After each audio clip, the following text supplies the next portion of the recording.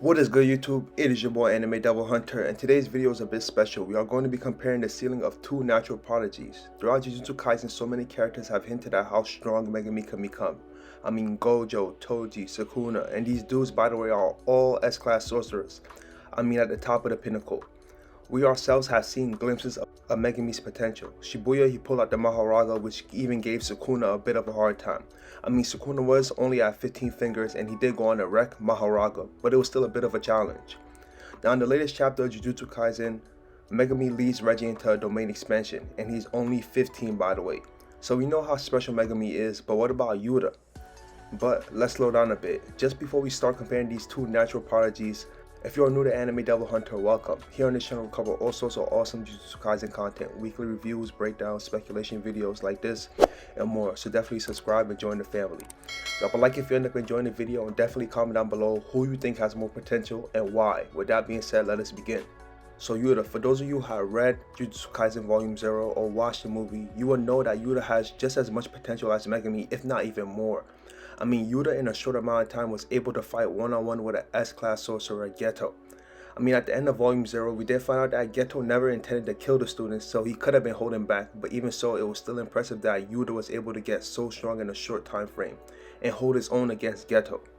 Shout out to Maki, Panda, Inumake, but they got wrecked. I mean, how would a pre-Kyoto Goodwill Megumi square off against Geto?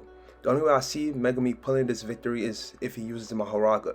And I don't even know if I consider that a victory, considering Maharaga is going to kill everyone until Gojo arrives, if I'm just keeping it real. But back to Yuta, he was able to learn to control his cursed energy as well as control and fight alongside Rika. And Rika was the same cursed spirit literally controlling Yuta's life. I mean, Yuta couldn't even control what happened to people around him. So I mean, that speaks volumes. So moving on, right before the Kyoto Goodwill arc started, we found out during last year's Kyoto Sister Goodwill event, Yuta destroyed everyone. It actually wasn't even fair. That's how strong Yuta is. The others couldn't even do anything against him or even hold a candle to him. Nobody was on his level. Following this, Gojo sent Yuta overseas to train with a talented sorcerer by the name of Miguel, and Yuta's strength spiked tremendously. I mean, during the Yuji execution arc when Yuta arrived, Yuji thought it was Gojo. Naoya, Chosa, and Yuji were all shaken. They couldn't even believe someone this strong was right behind them. I mean, Naoya, a person who refuses to respect anyone that isn't stronger than him, was damn near ready to get on his knees and bow in front of Yuta, if we're being honest. He had them all shook. Choso told Yuji to get out there immediately. And then Yuji, he pulled out every trick in his bag against Yuta. Yuta was just too strong.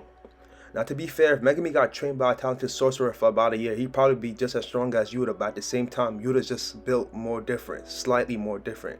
So I don't think Megumi will be on Yuta's level, but he'll be probably close. During Yuta's fight against Yuji, we find out that Yuta actually has more cursed energy than Gojo, which is absolutely insane. The only difference between him and Gojo is stamina. Gojo barely loses any stamina when fighting thanks to the 6 eyes, very OP. But nevertheless, that's still impressive. During his fight against Yuji, Yuta made up for his lack of physical strength by coding and letting his body flow with cursed energy. While he was doing this, his strength and speed were off the charts. He made it damn near impossible for Yuji to read his energy flow. And guys, we know how strong and fast Yuji is, but Yuta was easily able to overwhelm him. After Yuji pulled out every single trick from his bag, Yuta actually killed Yuji, but then brought him back with the use of reverse curse technique. And as you all know, reverse curse technique is a major lifesaver. I mean, it literally saved Gojo's life. He was on the verge of death after fighting Toji. If it wasn't for reverse curse technique, he would have died. Now I do think Megumi is going to learn this at some point, and I think with the injuries he just sustained during his fight against Reggie, now would be a perfect time considering there isn't going to be anyone around to heal him. And he's going to have to fight other sorcerers. I believe Reggie's just an appetizer for what's to come. So yeah, after killing Reggie, I think now would be a great time for him to learn how to do reverse curse technique. So we went over everything about Yuta. Besides the little fight with Yuji, we have yet to see Yuta in a serious battle since Volume 0. Now, best believe Yuta is going to get a fight during the Culling Games, and I'm pretty sure it's going to be a good one. I'm hoping we get a domain expansion from him, and I don't think it's too far-fetched to hope that, considering his bloodline is connected to Michizan Sugawara, his natural talent, and he trained with a talented sorcerer for a year. The thing is, how strong will his opponent be? I'm hoping he gets a tough opponent that pushes him into pulling that out. Now Yuta has all the assets by his side, but let's not forget the secret weapon he has just in case things go wrong, Rika. Rika, the queen of curses. I think when it comes to cursed spirits, Rika ranks only second to Sukuna. I think that speaks volumes. We all know how strong Sukuna is, and to think that there's another curse that's not too far in terms of strength from him, and is under Yuta, and he can control Rika and fight alongside with her, that's crazy. So we laid out everything for my boy Yuta. Let's talk about Megumi. So Megumi, I don't know about you guys, but Megumi has been growing on me a lot. For a long time I found Megumi boring. That was up until Shibuya when he pulled out the Mahoraga. I was like, wait a minute, I never knew you could pull that out. Like, bro, Megumi pulled out a boss you will find in a Zelda game. So yeah, I really started liking Megumi during the Shibuya arc, but I even messed with him more during the Yuji execution arc. I love how he helped Yuji get back on his feet after he had that whole mental breakdown. Well, Yuji didn't even want to live, so shout out to Megumi for being such a good friend and not only helping Yuji get back on his feet, but also trying to help Yuji carry that burden by admitting that he and the others had to take blame for not being able to stop Yuji. But aside from that, man, during the Culling games, Megumi has been nothing short of amazing. Like, I always knew Megumi was great when it came to being a tactician and all, but I did not expect him to be this great when it came to hand-to-hand combat. I do have to keep it 100. I was sleeping on Megumi's hand-to-hand combat. Like, Megumi is really like that. He isn't as physically strong as Yuji, and he doesn't have the immense amount of curse energy like Yuta to help him overwhelm his opponents, but he can hold his own fighting one-on-one, and he's only going to get stronger. Mind you, this guy's only 15. So for Yuta, we broke down all his assets that make him great. Techniques, abilities, he can probably expand on them, even make him stronger, so let's do the same thing for Megumi. So right off the back, we gotta mention Megumi's curse energy. So although he doesn't have as much curse energy as Yuta, he has a lot of curse energy. I mean, during his fight against Reggie, he was able to summon multiple Shikigami, Divine Dog, Nue, Rabbit Escape, Maxed Elephant, and still go on to do a domain expansion. In Shibuya, Megumi was able to do a domain expansion, fight Toji, then summon Mahoraga. So we know he has a lot of curse energy. And unlike Yuta, we know Megumi has a lot of durability and endurance. We haven't seen Yuta push to the point he has to endure or be in life or death situations where he has to push himself or force himself to keep going despite being burnt out. Geto can't count considering Geto never intended to kill Yuta.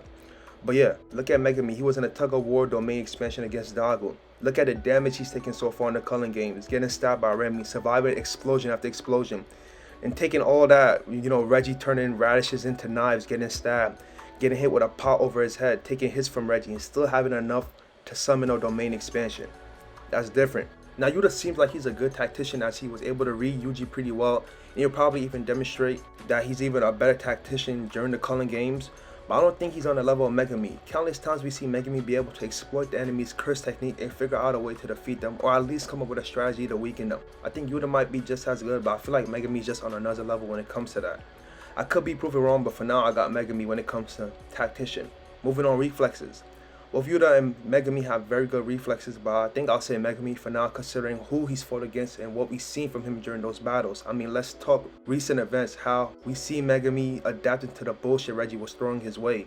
Enemies popping up left and right, explosive, sneak attacks from Remy, who he was actually trying to help.